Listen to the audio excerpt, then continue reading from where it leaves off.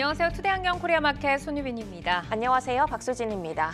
힘든 시장 견디느라 모두 고생 많으셨습니다. 상승할 이유는 찾아볼 수가 없고 하락할 이유기는 무더기로 쏟아진 하루였는데요. 미 연준의 조기 금리 인하 기대감이 소멸되는 가운데 북한과 중동 등 지정학적 리스크가 부각이 되면서 위험 회피 심리가 강했고요.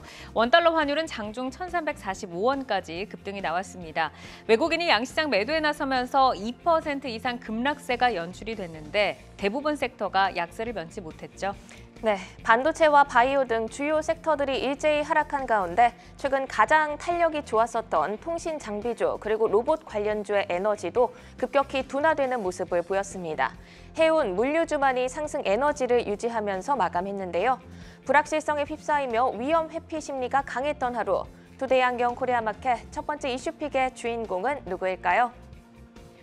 네, 지난밤 AMD와 엔비디아를 중심으로 필라델피아 반도체 지수는 상승을 했습니다. 하지만 국내 증시에는 훈풍이 불어오지 못했는데요. 투데이안경 이슈픽 첫 번째, 반도체주 저가 매수 유효할까입니다. 메모리 업황이 본격 반등하면서 삼성전자와 SK하이닉스가 향후 감산 종료와 정상화 시점에 대한 고민에 들어갈 것이라는 전망이 나옵니다. 일각에서는 감산 종료에 따른 공급 과잉 재현 우려도 상존하고 있는데 한편 삼성전자의 4분기 어닝 쇼크에도 SK하이닉스는 흑자 전환이 예상이 되면서 반도체주의 트리거로 작용할 것이라는 기대감 형성이 되고 있습니다.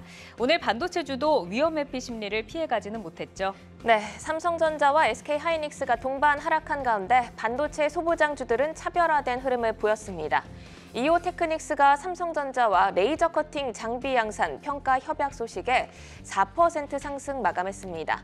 반면 퀄리타스 반도체는 7% 넘게 급락하면서 4만 원 선 아래에서 마감을 했는데요. 반도체 이슈에 이은 투데이안경 이슈픽 두 번째 주제는요.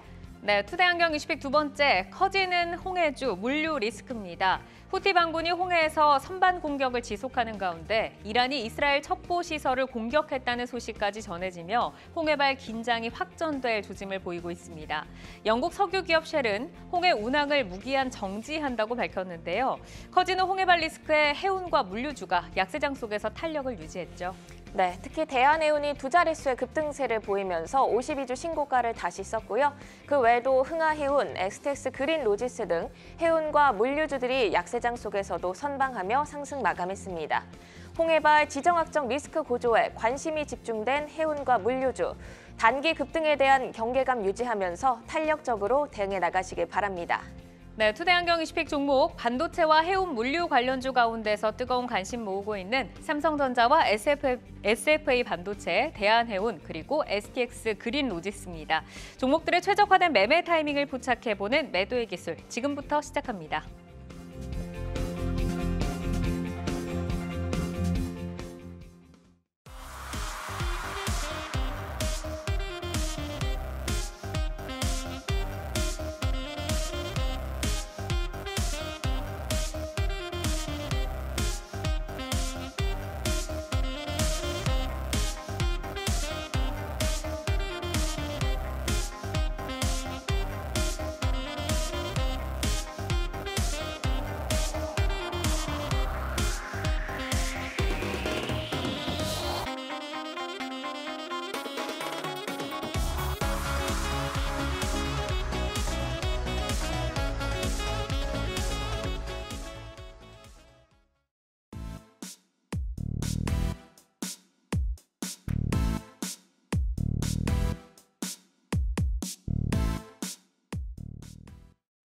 네, 주식시장에는 보통 1월 효과라는 말이 있을 정도로 연초에는 증시가 다양한 기대감으로 움직입니다. 그런데 2024년 새해는 분위기가 정반대인데요. 기대감은 사라지고 리스크만 쌓이고 있습니다. 자, 이렇게 리스크에 노출이 된 시장, 어떻게 좀 대응을 해 나가야 할지 시장부터 점검을 듣고 가도록 하겠습니다. 서상영 미래에셋증권 미디어 콘텐츠 본부장 연결돼 있습니다. 본부장님 안녕하세요. 네, 안녕하십니까. 네, 1월 들어서 한국 시장이 지속적으로 하락세를 보이고 있는데 이 원인을 어디에서 좀 찾고 계신가요? 최근 한국 증시 하락은 매번 있어 왔었던 연말 배당 차익 거래 매수 물량이 연초 이후에 매도로 전환하는 등 수급적인 부담이 진행된 점이 가장 크다고 볼 수가 있습니다. 여기에 삼성전자 등 개별 기업들의 실적 부진과 중국 경기 불안에 따른 증시 하락도 투자 심리에 악영향을 줬고요. 한편 11월에서 12월 동안 상승 요인이었던 연준의 3월 금리 인하 가능성이 약화된 점 또한 영향을 줬다라고 봐야 될 것 같습니다. 이러한 요인으로 한국 증시의 낙폭이 확대되었다고 볼 수가 있습니다. 네, 그렇다면은 오늘 국내 증시가 또 크게 밀렸는데 말씀 주신 이유가 영향을 좀 줬을까요? 네, 거의 비슷한 내용들인데요. 오늘의 하락은 먼저 월러 연준 이사가 조기 금리 인하에 대한 시장의 과도한 반영을 경계하는 발언을 하자 전일 미국 증시가 약세를 좀 보였는데 관련 이슈가 한국 증시에 부담으로 작용을 했습니다. 그리고 중국의 12월 부동산 가격이 전월 대비 0.45% 하락을 하면서 부동산 불안이 재부각됐는데 관련 소식에 중국 부동산 종목군의 급락이 진행이 되면서 항생지수가 전일에 이어서 오늘도 크게 하락한 점도 영향을 줬고요. 더불어서 중국 경제지표 부진 또한 영향을 줬습니다. 마지막으로 삼성전자에 대한 블록딜 이후에 외국인의 매도가 지속되고 있는데 오늘도 미국 반도체 업종 강세로 상승 출발하긴 했지만 외국인의 매도가 진행이 되면서 2% 넘게 약세를 보이면서 지수 하락을 촉발했다고 볼 수가 있고요. 물론 이제 중국 지표 영향으로 미국 시간의 선물 자체가 이제 크게 하락한 점 또한 전반적인 투자 심리를 위축시켰다고 봐야 될 것 같습니다. 금리도 있고 중국 경기 불안감과 또 외국인의 매도까지 이렇게 좀 짚어주셨는데 결국에는 지금의 하락이 좀 일단락이 될지 아니면 앞으로 좀 지속이 될지 이 여부가 관건일 것 같습니다. 앞으로 시장 어떤 흐름을 보일 것으로 전망을 하고 계실까요? 일단 실적 시즌을 앞두고 있는 만큼 기업들의 실적에 주목할 가능성이 좀 높다라고 봐야 될 것 같습니다. 지난해 상승을 합당하게 할 수 있는 실적들이 나와야만 밸류에이션에 대한 부담이 없기 때문인데요. 물론 이제 미국과 한국 모두 실적 추정치가 하향 조정되고 있다는 점은 상승은 제한할 수가 있습니다. 그렇지만 하락을 확대하기에도 일부 기술 대형 종목군의 견고한 실적을 감안할 필요가 있고 이는 지수 하락을 제한할 것으로 예상을 하고 있고요. 결국 전반적으로 한국 증시를 비롯해 글로벌 증시는 박스권 장세가 당분간 진행될 것으로 예상되고 있고요. 실적 발표 기업들의 결과에 따라서 등락이 이어지는 종목 장세가 1분기 내내 좀 펼쳐질 것으로 전망을 하고 있습니다. 자, 서상영 미래에셋증권 미디어 콘텐츠 본부장과 함께 국내 증시 급락 원인과 향후 방향성에 대해서 진단 들어봤습니다. 고맙습니다. 네, 감사합니다. 네, 이어서 오늘 시장에 대해서 진단을 두 분께도 들어보도록 하겠습니다. 먼저 박현상 차장께 좀 여쭤보겠는데요. 한국 증시가 이제 미 시장에 비해서 유독 지금 힘을 쓰지 못하고 있잖아요. 어제 미장 같은 경우에는 그래도 전약 후강으로 좀 자리매김을 했는데 오늘 급락에 대해서 어떻게 좀 판단을 하세요? 일단 그 내용 이유는 다 본부장님께서 말씀을 해주신 것 같고 현장 입장에서 봤을 때는 좀 너무 과하다라고 생각은 들어요. 이게 지금 이 정도까지 60포인트까지 빠지는 건 하루는 그럴 수 있어요. 그런데 1월 3일 이후에 계속 빠지는 것 자체가 물론 수급적인 이슈가 나왔다 하더라도 이 정도는 과한 건데 막상 항생 다음으로 많이 빠진 거거든요. 그러면은 코리아 증시를 볼 때 미국에 오리엔트 되는 것보다는 중국 쪽의 선물 플레이가 같이 연계돼서 빠진 것 같은데 그것을 우리가 좀 커버할 수 있는 기관 플레이가 연기금도 계속 매도를 하고 있기 때문에 소위 매수로서 받쳐줄 수급이 불안하다. 네. 그런 부분이고 또 다른 부분은 좀 지금 좀 요거는 좀 말씀 많이 안 하신 것 같은데 1월 달에 청약이 많습니다. 공모주 청약이요. 그러면은 이렇게 많이 빠질 때는 소위 우리 개인 투자자들께서 매수로 들어가서 낙폭을 좀 만회하는 부분이 많이 있었는데 지금 청약이 많이 있기 때문에 일단은 대기 자금 자체가 청약한 후에 내가 들어오겠다라는 부분이 일단은 조금 더 많은 것 같아요. 그래서 이런 부분도 역시 수급적인 이벤트이기 때문에 경험적으로 수급적인 이벤트 있지 않습니까? 좀 시간 지나면 다 끝나거든요. 그래서 끝나는 시기를 좀 잘 봐야 되는데 끝나는 시기가 언제쯤 우리 기억을 해보면은 이렇게 장이 막 안 좋을 때 알리바바가 우리 살렸다. 애플에 살렸다. 기억나시죠? 미국에서 실적 발표 시즌에서 급등이 나올 때 우리가 살린 적이 많이 있었어요. 그런데 그게 다음 주부터 주요 빅테크들이 실적 발표 시작을 하거든요. 그래서 한 며칠 안쪽으로 어느 정도 좀 바닥은 형성될 가능성이 크니까는 요 위기를 좀 같이 좀 견뎠으면 어떨까 이렇게 말씀드릴 수 있겠습니다. 네, 말씀을 주신 것처럼 이제 항생이 4% 그리고 상해 종합지수가 2% 가까이 지금 밀렸는데 우리 시장이 이제 신흥시장 셀 나오면서 함께 조금 밀린 부분도 있고 공모주 청약으로 인해서 수급이 지금 좀 불안정하다라고 좀 짚어주셨는데 앞으로 또 어떤 종목의 실적이 좀 끌어줄지 기대를 해보도록 하겠습니다. 자, 이 시점에서 어떻게 방향을 잡고 대응을 해야 하고 포트를 좀 재정비한다고 하면은 어떤 부분들이 좀 필요하다고 보세요, 이사님? 네, 일단은 그 일본 증시를 보시게 되면은 정말 좋은 추세의 흐름을 보여주고 있고요. 그리고 호주 증시도 마찬가지입니다. 그리고 나스닥 시장 역시도 우리가 연초부터 지금까지 추세를 보시게 되면 상당히 좀 양호한 흐름을 보여주고 있는데 우리나라 증시의 경우에는 연초부터 거꾸로 가는 그런 흐름들을 보여주고 있습니다. 1년 단위의 수익률을 놓고 보시면 여러분들 깜짝 놀라실 텐데 러시아 증시가 무려 44%가 올랐습니다. 우리나라 증시는 코스피 기준 약 3%밖에 오르지 못했어요. 결국은 이제 이게 참 꼬여버린 수급이 정말로 이제 풀릴 기미가 보이지 않는 것이 가장 큰 문제입니다. 결국 받쳐줄 만한 수급은 역시도 외국인이 판단하면은 그것들을 보통 소위 우리가 연기군이라는 표현을 가끔씩 썼거든요. 연기금이 좀 방어해주는 그렇다는 모습이 나와야 되는데 전혀 지금은 연기금마저도 매도에 동참을 하고 있다 보니까 소위 말해서 개인들의 수급만으로는 이 시장을 받쳐주기가 상당히 좀 어려운 상황이다라고 보여지고 있습니다.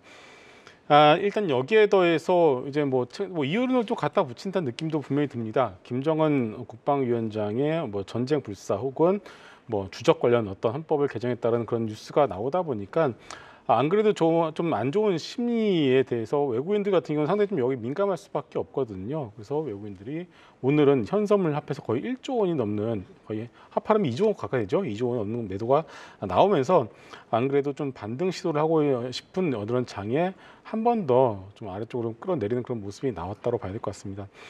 중요한 것은 어떻게 대응을 할 것이냐가 중요할 텐데 지금 같은 어떤 하락 추세를 잡아야 놓은 구간에서 여러분들이 함부로 뭐 매도를 한다거나 매도에 패닉 셀링 동참을 할 필요는 없다라고 보여지고 있고요. 우리가 이제 포트폴리오를 재정비하는 구간은 언제냐면은 바닥을 찍고 지수가 반등이 나올 때 내가 가진 종목이 반등의 주역이 되느냐 아니면 반등이 나오게 하는데 그 반등의 강도가 약하냐 이것을 보시면서 그때부터 여러분들이 그 반등을 이용해서 포트폴리오 재정비하는 그런 기회로 삼으실 필요가 있겠고요. 아직까지는 뭐 반등이 나오지 않았기 때문에 어떤 섹터가 이런 반등의 주도의 어떤 역할을 할지는 모르겠습니다만은 일단 지금 구간에서 가장 중요한 여러분들이 패닉 셀링 동참을 하지 않는다. 이것이 중요할 것 같고요. 반등의 강도는 역시나 글쎄요, 뭐 저는 제약바이오 중심으로 보는 것이 맞지 않을까라는 생각을 하고 있습니다만은 일단은 지금은 일단 지켜보시고서 지금은 일단은 여러분들 함부로 매수나 매도 버튼을 누르지 않는 것이 중요할 것 같습니다. 네, 말씀 주신 것처럼 오늘 코스피에서만 외국인이 9천억 원을 팔았고 방어해줄 연기금도 없었다라고 좀 말씀을 해주셨는데 현재는 보수적 움직임을 좀 지키자라고 말씀을 해주셨습니다. 자, 시장 진단 들어봤고요. 이어서 매도의 기술 이어가겠습니다.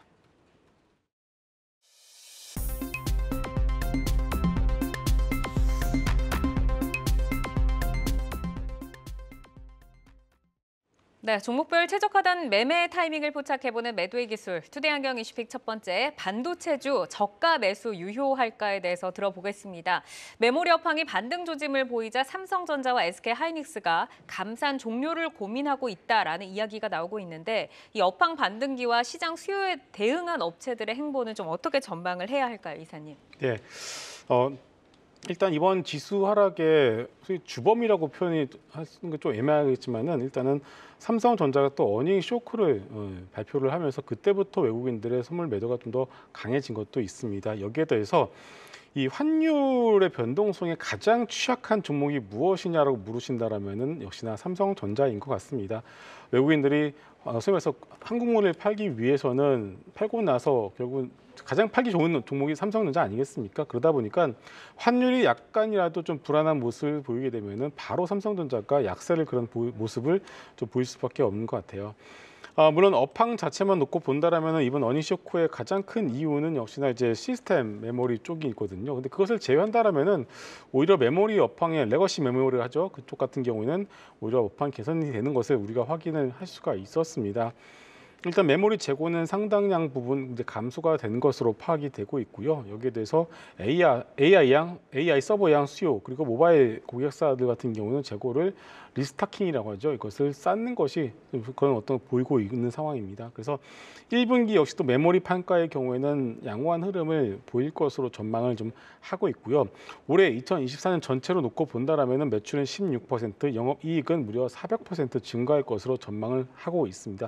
다만 역시나 이런 변동성이 좀 나오는 그런 구간 그리고 환율이 튀어오르는 구간에서는 삼성전자가 가장 취약한 모습을 보일 수밖에 없기 때문에 지금의 조정의 경우에는 결국은 이제 지나가서 본다라면은 역시나 매수의 기회로 활용을 해볼 수 있는 그런 구간이다라고 봐야 될 것 같습니다. 조금 더 구체적인 것은 삼성전자 컨퍼런스 콜이 1월 31일에 있을 예정인데요. 아마 거기서 조금 더 올 한 해 구체적인 전략과 가이던스가 나오게 된다라면은 뭐 지금 17일이거든요. 그러면 네. 지금부터 그때까지 여러분들이 삼성전자의 조정의 흐름을 이용해서 어떻게 보면 반도체의 경우에는 매수의 전략을 접근해 보시는 것이 좋을 것 같습니다. 네, 최근에 또 실적에 있어서 좀 실망감을 줬었는데 LG에너지솔루션이 잠시 전에 실적을 발표를 했습니다. 23년도 순이익이 1.63조 원, 전년비 110% 증가를 했고 영업이익 같은 경우는 78.2% 증가를 했습니다. 자, 삼성전자가 예상치를 하회하는 4분기 실적으로 시장에 좀 실망감을 안겼었는데 SK하이닉스에 대해서는 시장의 기대감이 지금 여전한 상황입니다. 증권가는 1년 만에 흑자 전환으로 돌아설 것이다라는 전망을 주고 있는데 SK하이닉스가 좀 얼어붙었던 어닝 시즌에 또 다른 핫팩이 좀 되어줄 수 있을까요, 차장님? 그랬으면 좋겠습니다. 그렇죠. 그러니까 지금 컨센서스라고 그러죠. 컨센서스가 한 1,100억 정도 적자로 형성이 되어 있는데 최근에 나온 증권사 보고서들 보면은 4분기가 흑자 전환할 가능성이 높다는 부분이 조금 더 많이 나오고 있어요.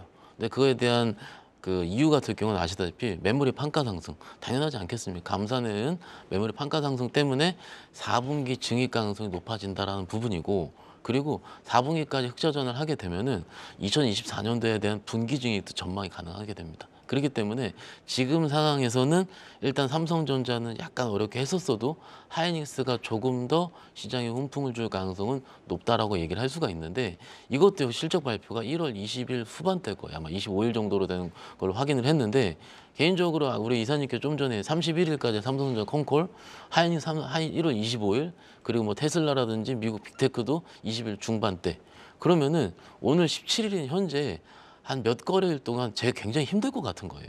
이 상황이 좀 힘들 것 같은 거고 그래서 이 상황 안에서 빨리 반응이 좀 나와야 되는 게 맞을 것 같고요. 이럴 때 우리가 현장에서는 어떻게 생각을 하냐면 오늘같이 많이 빠진 날 대형주단에서 뭐가 다 밑꼬리 많이 달고 나왔느냐를 판단을 하거든요. 그런데 아직까지 대형주단에서 추세 이탈 안 하고 밑꼬리 단 종목이 지금 하이닉스밖에 없어요. 지금. 그러면 하이닉스가 내일 좀 일을 좀 해줬으면 좋겠습니다.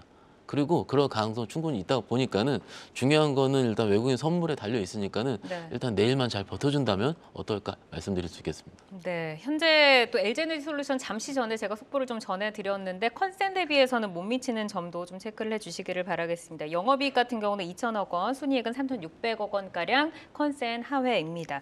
자, 업황 반등 기대감에도 거시경제 불확실성으로 흔들리고 있는 반도체주에 대해서 조금 더 깊이 있게 들어보도록 하겠습니다. 삼성전자 그리고 SFA 반도체에 대해서 들어보도록 하겠는데 지금 다 고사인이 들어왔습니다. 삼성전자부터 한번 보겠습니다. 오늘 시총 상위주에서 빨간불을 지켜낸 종목이 거의 없습니다. 이제 삼성전자가 8만 전자를 기대를 하다가 지금 좀 6만 전자를 또 걱정을 해야 되나 하는 상황이 돌아온 것 같은데 김성훈 이사께서는 삼성전자 어떻게 보실까요? 네, 일단 연초 같은 경우는 환율 급등과 지정학적 이슈에 어느 정도 삼성전자가 한국물을 대표하는 주식이다 보니까 영향을 받을 수밖에 없을 것 같습니다. 하지만 길게 올 한 해만 놓고 본다면 역시나 우리가 코로나 이후로 PC와 스마트폰 교체 수기가 돌아온다는 것을 잊어서는 안 될 것 같습니다. 그렇게 된다면 하이닉스 대비 삼성전자 그동안 좀 덜 오른 것도 사실이기 때문에 이런 가전과 세트, 스마트폰 쪽의 어떤 모멘텀을 받을 가능성이 높다라고 보여지고 있고요. 그리고 이제 저평가된 파운드리 사업부가 있는데 물론 이번에 파운드리 사업부 쪽에서 좀 실적이 덜 나온 것은 사실입니다만은 글쎄 역시나 결국 시간이 해결해 줄 수밖에 없다라고 좀 보여주고 있습니다. 그래서 파운드리 가동률 역시 4분기까지 좀 저조한 상황이다만은 올 한 해만 놓고 본다라면은 파운드리 가동률도 저점을 찍고 올라갈 가능성이 높다라고 보고 있습니다. 그리고 시장이 좀 모르겠습니다. 큰 기대를 한 것인지는 모르겠습니다만은 AI, 온디바이스 AI 기능이 탑재된 스마트폰이 이제 내일이죠. 공개가 될 예정인데요. 공개된 이후에 실제로 이제 판매가 어떻게 될지는 이제 가봐야지 알겠습니다만은 일단은 새로운 시장을 삼성이 애플에 앞서서 개척을 하겠다라는 것을 봤을 때는 충분히 의미가 있다라고 좀 보여주고 있습니다. 여기에 대해서 이제 타이완 선거 결과가 나왔습니다. 역시나 친미 성향의 정부가 정권을 잡았기 때문에 또 이것 때문에 좀 여러 가지 노이즈가 있는 것은 사실입니다만은 만약에 진짜 타이완 선거 결과 이후에 중국과의 어떤 긴장의 어떤 그런 수위가 높아진다라면 역시나 그 반사 수에는 삼성전자밖에 없습니다. 그래서 이거는 뭐 가봐야지 않은 얘기이긴 합니다만 이런 것들 종합해 봤을 때 삼성전자의 경우에는 일단은 실적만 놓고 본다면 작년 대비 400% 이상의 영업이익 증가가 예견이 되고 있는 만큼 지금의 어떤 지정학적 이슈 그리고 매크로 어떤 상황도 아니겠습니다만 이런 어떤 눌림목의 경우에는 결국은 우리가 저점 매수의 기회로 활용을 해보는 것이 맞을 것 같습니다. 네. 박현상 차장께서도 고사인을 주셨는데 삼성전자가 이제 지난 연말에 러브콜을 보내던 외국인들도 지금 매도로 좀 돌아서는 분위기잖아요. 미국 반도체주와는 지금 완전히 거꾸로 가고 있는데 엔비디아의 고공행진에도 우리 시장은 지금 힘이 없습니다. 어떤 것들이 좀 가시화돼야지 본격 반등의 발판 마련을 해볼 수가 있을까요? 삼성전자는 바로 지수를 대표하는 종목이고 지수가 외국인들이 선물을 매도를 해서 지수를 빠지겠다 하면 삼성전자가 버틸 수가 없습니다. 그리고 수급적인 요인은 아까 좀 전에 말씀을 드렸고요. 그거 역시 수급적인 요인이 나오는 이유도 코리아의 대변수이지 않을까 싶습니다. 그런데 실적이라든지 시장의 방향성과 다르게 대변수 때문에 주가가 빠지면은 시간이 다 해결해 줍니다. 결국은 제 갈 길을 가게 되는데 네. 지금 환율이라든지 우리 좀 전에 얘기했던 아마 하루 종일 우리 한국경제 보시면 들으셨을 거예요. 그런 여러 가지 이슈들 때문에 조금 짜증이 나고 화가 나는 상황인데 삼성전자가 지금 삼성 파운드리에 AI 반도체 생산을 위한 문의가 급증하고 있다고 합니다. 그거 팩트입니다. 그리고 메모리, 파운드리, 세트, 동시 보유로 AI 턴키 솔루션 확보한 거 역시 삼성전자밖에 없습니다. 그런데 만약 온디바이스 얘기 많이 얘기하고 하는데 오늘 밤이죠. 오늘 새벽에 저 갤럭시 24 나온다는 거 오늘 장이 안 좋으니까 얘기 안 나오더라고요. 네. 그죠?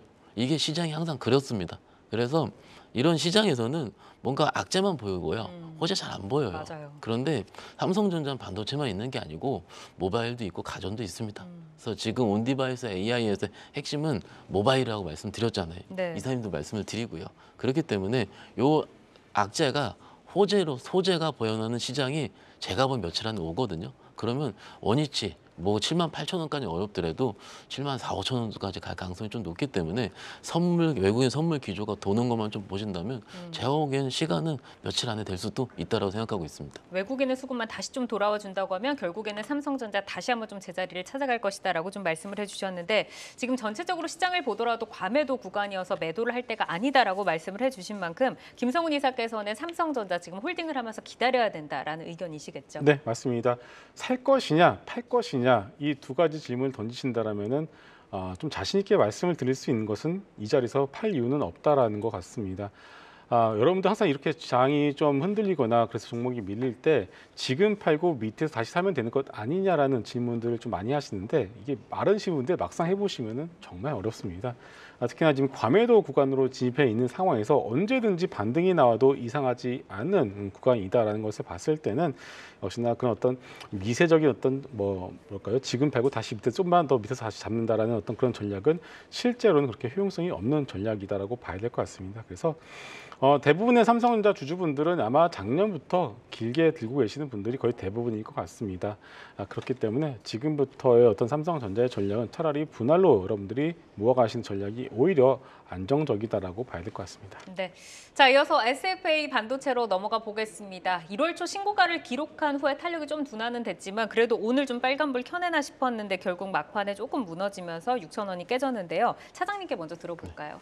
일단 SFA 반도체 아시다시피 최근에 좋았다가 삼성전자 시장 빠지면서 같이 빠진 거죠. 네. 근데 그 중간에 올라올 때 왜 올라왔냐면 우리가 디자인 하우스부터 시작을 해서 파운드리 그리고 비메모리 쪽까지 같이 움직일 때 DDR5가 좀 각광을 받았었죠. 그래서 그때 12월에서 1월 사이에 이런 종목들이 갑자기 올라온 배경 같은 경우는 많이 빠졌었던 종목 그 소부장 종목 중에서 새로 찾는 수요가 나왔기 때문에 SFA 반도체도 갈만하답니다.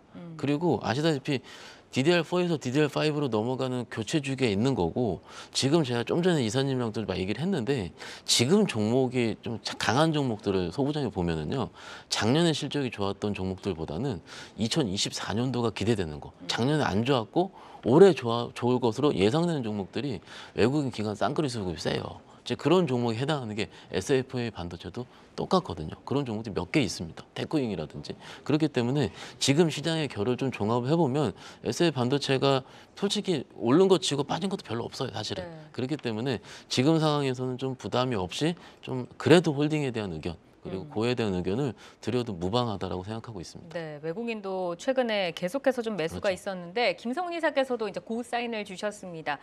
말씀을 주신 것처럼 SFA 반도체가 반도체 후공정 기업이고 메모리 외주 물량 증가 소식에 좀 주목을 받았는데 주 고객사의 수요 현황이라던가 올해 조금 의미 있는 턴어라운드 기대를 해볼 수가 있을까요, 이사님? 네, 충분히 가능하다라고 보고 있습니다. 2023년부터 여러분들 보시면 전공정 업체와 후공정 업체의 주가가 상당히 좀 큰 폭의 수익률 차이를 보였습니다. 반도체 공정의 중요도가 과거에는 전공정이었다라면은 작년부터는 후공정으로 바뀌는 원년이다라고 봐야 되겠죠. 그리고 그 중심에 HBM이 있습니다. 패키징의 중요성이 시간이 가면 갈수록 그 부각이 되고 있습니다. 그리고 그러다 보니까 뭐 하이닉스도 그렇고 삼성전자도 그렇고 작년부터 이 후공정에 대한 투자가 본격적으로 시작이 되고 있는 상황이죠. 올해도 주요 메모리 생산 업체들 하이닉스, 삼성전자를 비롯해서 이런 업체들의 HBM 캐파 증설은 지속될 수밖에 없을 것 같습니다. 2024년 말 기준, 올해 말 기준으로 봤을 때는 작년 대비 2배 이상의 캐파 확대가 나타날 것으로 보여지고 있고요. 특히나 이제 SFP 반도체 같은 경우는 DDR4 재고 조정이 마무리가 되어 가고 있고요. DDR5 모듈 관련 매출이 4분기부터 시작이 된다는 것이 상당히 우호적으로 작용을 할 것 같습니다.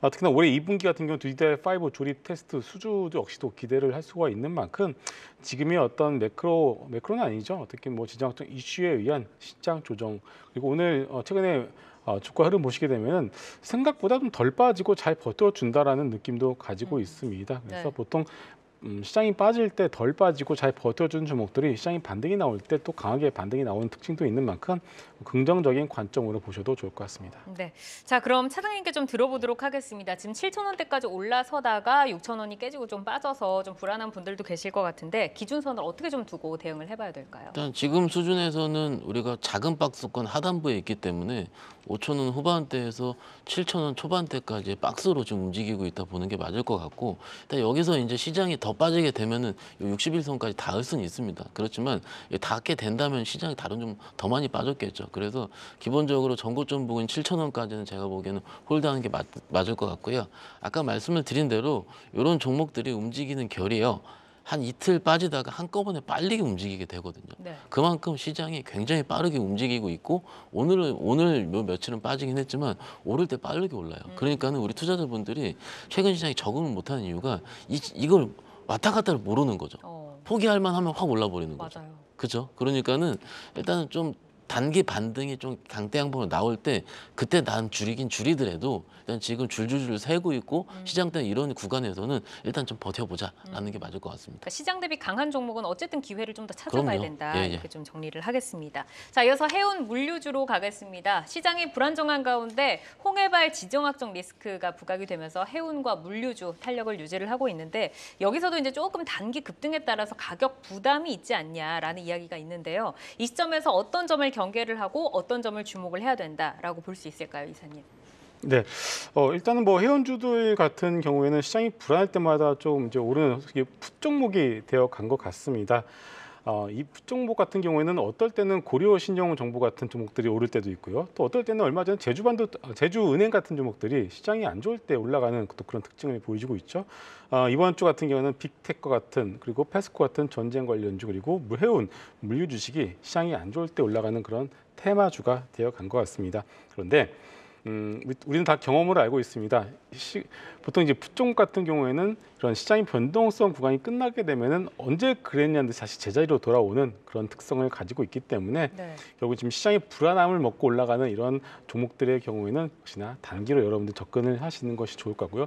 펀더멘탈로 설명을 할 수가 없습니다. 빅텍이 올라갑니다. 다 알고 있습니다. 그런데 지금 정말 이게 빅텍이 실적 그리고 뭐 이런 거 가지고서 올라가는 것이 아니라는 것을 우리 모두가 또 알고 있지 않겠습니까? 네. 그럼에도 불구하고 그런 단기 어떤 모멘텀, 단기 변동성을 위한 트레이딩 전략 때문에 이런 종목들이 수급이 일시적으로 몰리는 것이기 때문에 우리가 이것을 감안한다면은 과거의 빅텍 같은 종목들에 물려 계신 분들의 경우 이번 반등을 이용해서 잘 빠져나오시는 거 좋을 것 같고 내가 지금 시장이 좀 더 안 좋을 것 같아라고 해서 소위 말해 해지로 이런 종목들을 선택을 하신 것도 물론 좋은 전략입니다. 하지만 역시나 언제든지 시장이 반대로 올라갈 가능성도 있기 때문에 그것을 감안하시면서 방망이를 짧게 잡고 보시는 것이 좋을 것 같습니다. 네, 단기 트레이딩은 가능하지만 시장의 하락과 함께하는 종목들 조금 보수적으로 좀 경계를 하자라고 좀 정리를 하겠습니다. 자, 오늘 대한해운 그리고 STX 그린 로지스에 대해서 들어보도록 하겠는데요.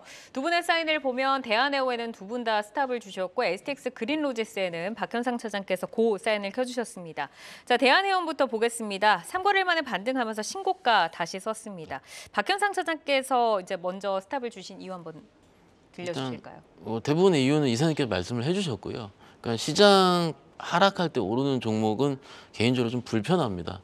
그런데 또 여기서 해운 관련, 그러니까 교역이라든지 최근 후티 반건 이런 문제 때문에 이런 부분은 종교 혹은 정치적인 문제잖아요. 그런데 저는 항상 우리 투자자분들 얘기를 할 때 정치적인 문제에 대한 예측은 굉장히 어렵다라고 얘기를 합니다.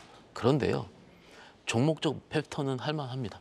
그렇죠. 이게 지금 주식과 정치와 종교와 다른 점입니다. 그런데 여태까지 대한해운의 경우는 기술적으로 보더라도 이틀 오르면 혹은 하루 급등이 나오면 하루 이틀 정도 빠졌어요. 이게 종목에 대한 패턴이거든요. 네. 그만큼 시장이 반등이 나올랑 할 때는 종목이 빠졌다라는 거죠. 일단 그렇기 때문에 밸류는 좀 빼고 얘기하겠습니다. 그런데 그냥 기술적으로만 봤을 때는 뭐 거래도 늘어나고 있고 저기 양봉이 있긴 해도 하지만은 과거 대비해 최근에 너무 많이 올랐다는 점이 이게 조금 시장에서 좀 매력보다는 어느 정도는 차익 실현을 조금 더 자극할 가능성이 크기 때문에 네. 일단 스탑 의견 드렸습니다. 알겠습니다. 자, 이사님께도 그럼 대한해운에 대한 뷰 여쭤볼까요? 네. 이 해운주들이 올라가는 이 소위 논리라고 하죠. 논리가 무엇인지를 보게 되면은 중동 그리고 이쪽 후티 반군 쪽에서 지정학적 이슈가 나왔기 때문에 해운 운임이 상승했다. 운임이 상승했으니까 실적이 좋아진다라는 정말 단순한 이유인데요. 자, 우리가 한번 상식적으로 생각을 해보시죠. 해운 운임이 급등을 하게 되면은 우리가 소위 말해서 지금 꼭 보내야 되는 급한 물건이 아니라면 굳이 보낼 이유가 없습니다. 기다리면 되는 것이거든요. 그래서 오히려 그것 때 올라가면 가격이 올라간다. 그래서 실적이 좋아진다라는 논리는 어떻게 보면 정말 우리가 소위 말해서 이게 상식적으로는 좀 납득이 안 가는 논리라고 봐야 될 것 같아요. 그래서 일단 수요 공급 법칙에서 가격이 올라가면은 수요가 줄어드는 것이 자연스러운 수순이다라는 것을 봤을 때는 역시나 말 그대로 테마로 접근하는 것이 맞겠고요.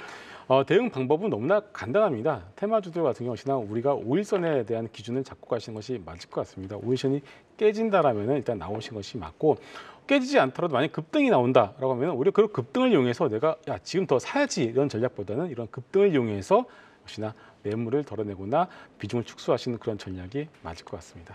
네, 자 이어서 STX 그린 로지스로 넘어가 보도록 하겠습니다. 새해 들어서는 좁은 박스권에서 등락을 좀 보이고 있었는데 여기서는 두 분의 사인이 지금 갈렸습니다. 그리고 차트도 대한해운과는 조금 다른 모양새를 보이고 있는데 박현상 차장께 먼저 들어볼까요? 일단 상하이 컨테이너 지수 좀 올라오고 있는데 그거는 그냥 말씀을 드린 거고요. 그것보다는 STX 그린 로지스가 최근에 급등한 게 별로 없다라는 거죠. 네. 그리고 신규 상장주기 때문에 일단 지금 상황에서는 적어도 지금 박스권 하단부에서는 한두 번 정도 튈 룸이 좀 있다라는 부분이고 뉴스 살펴보시면은 STX 그린 로지스가 최근에 벌크선 한 척을 매입했다라는 것도 있을 겁니다. 외형 성장은 조금씩 지속되는 중이기 때문에 지금 입장에서는 지금 12,780원 정도 지금 종가보다는 조금 더 높은 가격에 팔 수 있다. 하지만은 그게 당장 내일이랑 최근 단기간의 플레이보다는 조금 더 시간이 흘러서 시장에서 그린 로지스라는 어떻게 종목에 대해 다시 알려지게 될 때 그때 되니까 좀 천천한 안목에서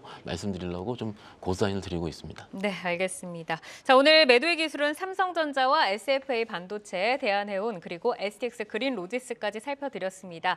현재 주가와 모멘텀을 기준으로 매매 포인트 제시를 해드리기 때문에 시장이 바뀌면 전략도 변동 가능한 점 기억을 해주시기를 바라겠습니다. 계속해서 주요 이슈, 모멘텀 팔로우하면서 여러분의 전략 체크해드리겠습니다.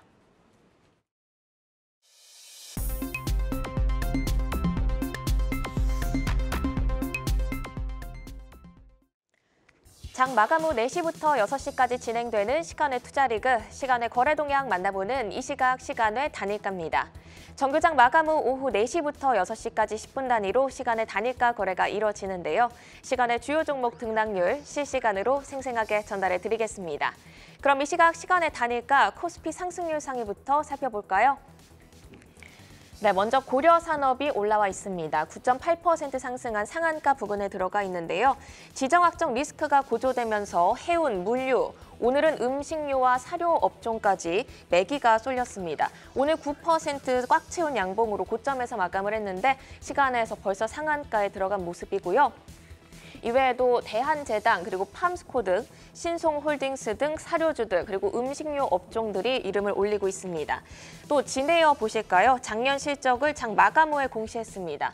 사상 최대 연간 실적을 기록했는데요. 컨센을 상회하는 어닝 서프라이즈를 기록하면서 현재 3% 강세로 13,000원대에 거래가 되고 있습니다. 계속해서 코스닥 상승률 상위로 넘어가 보겠습니다.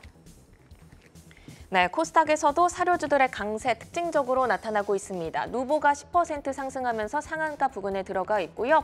또 윤석열 대통령이 국내 저출산 문제를 해결하기 위해서 차원이 다른 대책을 주문했다는 소식에 저출산 관련주, 엔젤 산업주들이 올라와 있습니다.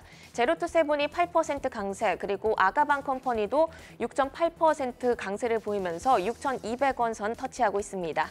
이번에는 코스피 하락률 상위 보겠습니다. 네, 계양전기 우선주가 6% 하락을 하고 있고요. 동방이 1.3% 약세를 보이고 있습니다. 오늘 강했던 해운, 방사능 약세 흐름을 보이고 있는데요. 흥하해운이 2.2% 하락하고 있고 휴니드 역시 1.3% 내림세로 8,000원 선 지나가고 있습니다. 마지막으로 코스닥 하락률 상위도 살펴볼까요? 네, 코스닥에서는 코디가 3.8% 하락하면서 가장 큰 낙폭을 기록하고 있습니다. 또 온 디바이스 AI 관련주로 오늘 3% 낙폭을 기록한 제주반도체도 시간에서 추가적인 하락을 보이면서 2.5% 하락하고 있습니다. 이렇게 이 시각 시간의 단일가 살펴봤는데요. 시간의 단일가 매매는 오후 6시까지 10분 단위로 매매가 체결됩니다. 모멘텀과 거래량 등 꼼꼼히 살펴보시고 시간에서도 성투 전략 세워가시길 바랍니다. 시간의 단일가 거래 동향, 잠시 후 시간의 단일가 특징주를 통해서도 확인하실 수 있습니다. 다양한 불확실성 변수와 악재들이 쌓이면서 참 대응하기 어려운 장세가 이어지고 있습니다. 투데이안경 코리아마켓 오늘은 리스크 장세 속에서 대응을 할 수 있는 종목을 찾아보도록 하겠습니다. 세 분의 종목 화면으로 먼저 확인해 보겠습니다. 황대수 지점장 하나투어, 박현상 차장 와이랩, 김성훈 이사 인탑스 가지고 오셨는데요. 황대수 지점장의 하나투어부터 보겠습니다. 어떤 모멘텀에 주목을 하고 계실까요? 지금 깜짝 실적 발표했는데 진에어가 지금 실적 발표를 했더라고요. 근데 네. 이제 굉장히 잘 나왔습니다. 2008년도 이후 창사 이래 거의 최대 매출과 이익이 나왔는데요. 결과적으로 항공기 증편을 하면서 항공기가 굉장히 이익이 좋으면 좀 후행적이긴 하지만 여행주들도 이제 같이 쫓아가는 경향이 있습니다. 왜냐하면 항공기하고 여행 같이 가고 있기 때문이고 같이 이제 패키지로 가기 때문인데요. 하나투어를 말씀드리는 것 중에 하나가 사실상 작년 4분기만 봐도 4분기 그러니까 계속적으로 팬데믹을 지나서 계속적으로 증가하고 있는데요. 4분기에 패키지가 굉장히 많이 증가를 했습니다. 그러니까 이제 그 전년 대비해서도 거의 200%가 넘게 증가하는 부분으로 봤을 때는 결과적으로 실적이 굉장히 증가할 것으로 보여지고 있습니다. 우선 패키지 수의 증가가 영업이익이라든지 매출에 굉장히 큰 영향을 미치는 것 중에 하나가 당연히 단가가 높기 때문이고요. 원가라고 할 수 있는 지급 수수료율이 굉장히 좋아졌습니다. 31%에서 24%까지로 낮아졌기 때문에 결과적으로 이익도 증가한다. 이 부분 영향을 미칠 수 있을 것 같고요. 의외로 시니어들의 여행도 많이 증가하고 있는 부분도 영향을 미친 것 같습니다. 그리고 의외로 하나투어가 모바일 쪽에서도 굉장히 회원수가 많고요. 업계에서는 2위이긴 하지만 그래도 굉장히 많이 따라잡고 있고 아마 더 와서 이제 1위까지도 탈환하지 않을까에 대한 기대감이 있는 회사라고 볼 수 있을 것 같고요. 그러니까 이제 호재가 좀 만발한 것 같습니다. 이제 사실상 우려가 살짝 되는 게 이제 과연 전쟁이 어느 정도까지 확전될까에 대한 부분이 이 항공기라든지 여행수에 어느 정도 영향을 미칠 때에 대한 고민은 한번 좀 지켜봐야 할 것으로 보입니다. 네. 네, 어쨌든 지금 뭐 진에어가 이렇게 최대 실적을 발표한 만큼 여행적으로도 좀 수요가 돌아올 것, 뭐 이런 부분들도 좀 짚어주셨는데 그러면은 뭐 밸류적으로 봤을 때 금액적인 부분은 어디 정도까지 좀 바라볼 수 있을까요? 우선 최근에 여행 이제 애널리스트들이 이제 사실상 리포트 과거에 비해서 좀 많이 나오진 않고 있고요. 뭐 여행만 담당하시는 분보다는 뭐 이렇게 같이 이제 뭐 내수주를 담당하시는 분들이 있는데. 최근에 리포트가 작년 11월 기준으로 리포트이긴 하지만 영업이익 추정을 23년에 뭐 4,130억의 매출에 뭐 이제 330억으로 추정을 했고요. 24년도에 5,300억 매출에 601억으로 뭐 거의 2배나 상승하는 모습으로 이제 나타나게 이제 예측을 했더라고요. 사실상 그건 이제 실적 추정은 이제 계속적으로 해봐야 되겠죠. 이제 입국자 수, 뭐 출국자 수 포함해서 뭐 다 봐야 되긴 하겠지만은. 결과적으로 올해 좀 기대해 볼 수 있는 건 우선 연휴가 굉장히 많다라는 겁니다. 뭐 4월 총선도 그렇고 연휴도 굉장히 많고요. 3일절이라든지 이게 딱 주말 낀 부분이 많아서 여행업계에는 좀 더 수혜가 될 수 있을 것 같고요. 아직까지 엔저 많이 반등했지만 아직까지 엔저에 있기 때문에 일본 여행은 굉장히 좋고요. 그리고 동남아라든지 이런 부분도 작년에 굉장히 증가하고 좋았는데 올해 기대하는 게 약간 유럽 노선도 기대하고 있는 부분이 7월에 이제 올림픽이 있지 않습니까? 이 부분에 따라서 중장거리 노선, 그러니까 이제 뭐 유럽 노선이라든지 뭐 미주 노선 이런 부분도 올해는 증가하지 않을까 하고 이제 회사에서는 기대를 하고 있고요. 결과적으로 이익이 났기 때문에 여행지들은 전통적으로 사실 배당을 많이 하는 부분이 있었습니다. 올해도 배당 성향이 굉장히 강할 것 같고요. 아까 잠깐 말씀드린 대로 그 전쟁에 대한 부분이 어느 정도 확전에 대한 부분이 사실 우려가 있지만 그것이 아직까지는 여행 수혜에 미친 영향은 적은데 이 부분이 체크를 해봐야 되겠지만 지금 상황으로는 올해 뭐 우상향하지 않을까라고 예상이 되고 있습니다. 네. 뭐 이익도 증가하고 있는 부분 때문에. 네. 네, 알겠습니다. 자, 이어서 박현상 차장의 Y랩 넘어가 보도록 하겠습니다. 최근에 웹툰 관련주 많이 나오고 있는데 어떤 부분 주목하고 계세요? 일단 웹툰 관련주가 최근에 시장을 각광을 받게 된 이유는 네이버 웹툰이 아마도 나스닥 시장에 상장할 가능성이 있다는 부분 때문에 시장에서 회자가 된 것 같습니다. 그런데 그 상장하는 시기 같은 경우가 아직 명명되지 않은 부분이고 아마도 하반기까지 이런 모멘텀이 이어질 가능성이 있기 때문에 Y랩을 좀 주목하는 거고요. 아시다시피 Y랩 같은 경우는 네이버 웹툰을 제작을 해서 유통 플랫폼 좀 납품하는 회사로 보시면 될 것 같은데 이 각각의 웹툰에 가지고 있는 작가가 있을 거고 그 작가가 회사에 소속돼 있기 때문에 각 웹툰별로 IP를 가지고 있습니다. 그래서 이것을 IP 홀더라고 얘기를 하는 부분이고 IP 홀더가 많으면 많을수록 그에 대한 OSMU라고 그러죠. 원소스 멀티 유저. 뭐 예를 들어 영화라든지 광고, 기획, 다른 부분까지 전이가 될 때 거기서 나올 수 있는 파생될 수 있는 이익을 다 같이 끌어올 수 있다는 게 강점으로 보시면 될 것 같습니다. 그런데 최근에 좀 매출액을 살펴보시면은 네이버 웹툰의 58% 매출이 있고요. 스튜디오 드래곤의 31%가 매출이 좀 있을 것으로 확인하시면 될 것 같습니다.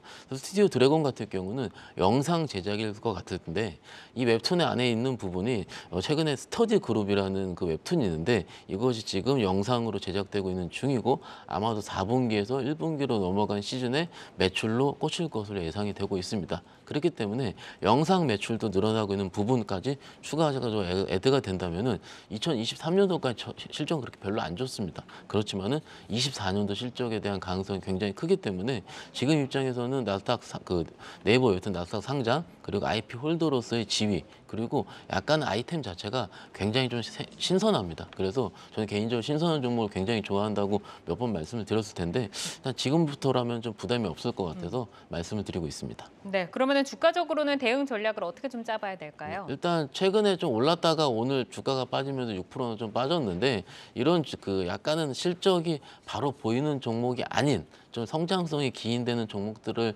매매하는 방법 같은 경우는 떨어질 때 분할 매수가 기본입니다. 그리고 상장한 지 한 6개월이 넘어섰기 때문에 일단 오버행 이슈에 대한 부분도 좀 덜한 부분이 있고요. 그래서 목표가 같은 경우는 전고점 부분인 12,000원으로 좀 말씀드릴 수 있겠고 손절가 같은 경우는 6,300원으로 말씀드릴 수 있겠습니다. 네, 12,000원 정도의 가격 좀 짚어주셨고요. 김성훈 이사의 종목으로 넘어가 보겠습니다. 인탑스입니다. 주목하시는 포인트 들어볼까요? 네, 삼성전자가 본격적으로 로봇 사업을 올해부터 펼칠 가능성이 높습니다. 그와 관련된 뉴스가 나오자마자 바로 어저께 상한가를 들어가는 모습을 보여줬고요. 삼성전자가 만약 로봇 사업을 본격적으로 하게 된다면 이것을 대량 생산, 소위 파운드리라고 하죠. 이것을 할 수 있는 유일한 업체이라는 것이 부각이 되는 것 같습니다. 여기 더 나아가서 삼성전자가 진짜 로봇 사업의 진심이라면 레인보우 로보틱스 이후로 추가적으로도 지분 투자에 대한 가능성도 열려둔 만큼 이런 여러 가지 모멘텀을 봤을 때 인탑스에 대한 관심이 필요할 것 같습니다. 네, 말씀을 주신 것처럼 전일에는 상한가를 찍었지만 오늘 역시 6% 정도 밀렸습니다. 어느 정도의 주가 전략을 좀 대응을 해봐야 될까요? 네, 일단은 보핏이라고 하죠. 이 시제품은 삼성의 납품을 확인했다는 뉴스가 나왔고요. 이것을 삼성전자의 내부에서는 B2C까지도 확대를 하겠다라는 그런 계획을 가지고 있다는 소식이 들리면서 어제 상한가에 들어가는 모습이 나왔습니다. 이 종목이 상한가가 들어간 것이 종가 기준 상한가가 최근 몇 년 동안은 한 번도 없었는데요. 상당히 의미 있는 그런 모습이다라고 봐야 될 것 같고요. 이것이 대량 생산 가능한 유일한 기업이다라고 우리가 얘기를 할 수 있는 것이 이미 미국 베어 로보틱스의 서빙 로봇을 위탁 생산을 현재 하고 있는 상황에서 1만 대 생산에 대한 레퍼런스가 이미 검증이 된 상황입니다. 여기에 더해서 이번에 현대차 정의선 회장께서도 이제 보핏에 대해서 상당한 좀 관심을 가지고 있는 것이 뉴스로도 우리가 한번 확인을 해볼 수가 있겠고요. 그만큼 우리 실생활에서 적용이 될 수 있는 웨어러블 로봇에 어떻게 되면은 상당히 좀 획기적인 제품이 될 가능성이 높다라고 보고 있습니다. 기술적으로 놓고 봤을 때도 2002년 이후로 거의 20년 만에 주간 기준으로 최대 거래량이 터진 것을 확인을 해볼 수가 있겠습니다. 물론 오늘은 시장 흐름이 상당히 좋지 않기 때문에 어제 상한가 이후에 약간 좀 매물이 나온 것을 볼 수가 있겠습니다만은 지금의 조정을 이용해서 여러분들이 신규로 모아가 가보신다면 전고점까지 불과 한 18% 정도밖에 남지 않은 상황이고요. 역대상 최대 거래량이 터졌다는 것을 봤을 때는 충분히 전고점을 넘길 가능성이 높다라고 보고 있습니다. 네, 알겠습니다. 이렇게 내용 정리를 해드리겠습니다. 오늘 함께해 주신 박현상 유한타증권 부천지점 차장, 김성훈 MHB 인베스트 이사 여기서 인사드리겠습니다. 좋은 말씀 고맙습니다. 시간의 단일가 거래 속 특징주들을 따라가 보는 시간의 단일가 특징주 탑5입니다. 바로 5위부터 확인해 볼까요? 네, 5위 종목은 팜스토리입니다. 지정 확정 리스크가 고조되면서 해운, 물류, 오늘은 음식료와 사료 업종까지 순환매가 돌았는데요. 요즘 시간의 거래에서 분쟁 테마가 계속 시세를 받고 있습니다. 오늘은 사료주의 차례인데요. 정규장 4% 상승에 이어서 시간에서도 5% 상승 이어지고 있습니다. 4위 종목은 아가방 컴퍼니입니다. 윤석열 대통령이 국내 저출산 문제를 해결하기 위해 차원이 다른 대책을 주문했다는 소식에 저출산 관련주 그리고 엔젤 산업 관련주들이 강세를 보이고 있습니다. 아가방 컴퍼니 오늘 약세장 속에 7% 급락했지만 시간에서 현재 상한가 부근에 들어가 있네요. 3위는 제로투세븐입니다. 마찬가지로 저출산 관련주죠. 오늘 6%의 큰 낙폭을 기록했지만 시간에서 마찬가지로 정책 모멘텀 작용하면서 반등에 성공한 모습입니다. 9.9% 상승하면서 상한가 부근에 들어가 있습니다. 2위는 한일사료입니다. 사료주 중에서 가장 큰 거래량을 기록하고 있습니다. 코스피, 코스닥 시간의 거래 통틀어서 거래량 1위를 기록하고 있는데요. 정규장 20% 급등에 이어서 시간에서도 4% 상승 이어가고 있습니다. 대망의 1위 종목은 미래생명자원입니다. 특징주로 좀 더 자세히 살펴볼까요? 현재 미래생명자원을 중심으로 시간에서 곡물사료 관련주가 부각되고 있습니다. 현재 시간의 거래에서 6.6% 탄력적인 흐름 가져가고 있는데요. 내일까지 에너지 이어갈 수 있을까요? 아무래도 그 전쟁 이슈에 대한 부분, 그러니까 이제 운임에 대한 부분이 올라가면서 이러한 부분이 다 영향을 미치고 또 이게 관련주들을 찾기에 이제 분주한 것 같습니다. 그래서 오늘 아마 사료주들이 좀 급등하는 모습을 뭐 다 같이 보이고 있는 것 같고요. 뭐 러시아 우크라이나 전쟁 때 급등했던 경험이 있죠. 뭐 흑해 곡물 협정 파기로 인해서 당연히 사료라든지 이제 밀이라든지 이런 수출이 굉장히 안 되기 때문에 가격이 급등하는 부분을 영향을 미친 것 같고요. 결과적으로 이번에도 마찬가지로 물류가 안 된다, 물류가 막힌다라고 했을 경우에는 당연히 원료 수급에 대한 불안감과 그런 부분 때문에 이제 가격이 급등하는 부분이 영향을 미친 것 같고요. 언제 이러한 긴장감이 해소가 될지는 잘 모르겠지만 사실상 이게 이익의 급등으로 나타나는 게 아니기 때문에 결과적으로는 좀 이렇게 좀 테마성으로 접근해야 될 것 같고요. 짧게 접근해야 될 것 같습니다. 내일 뭐 오늘 시간의 급등으로 인해서 내일 오를지언정 따라가기보다는 오히려 좀 조심스럽게 접근해야 되지 않을까 생각됩니다.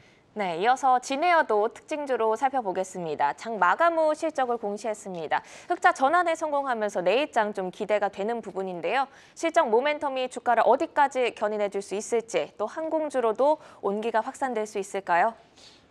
우선 뭐 영원한 테마죠. 실적이 좋아진다는 건 주가에 직접적인 영향을 미칠 수 있을 것 같고 결과적으로 4분기 그러니까 전년에서도 굉장히 실적이 잘 나왔었던 부분 지금 발표에서 굉장히 좀 고무적으로 좀 많이 잘 나온 것 같은데요.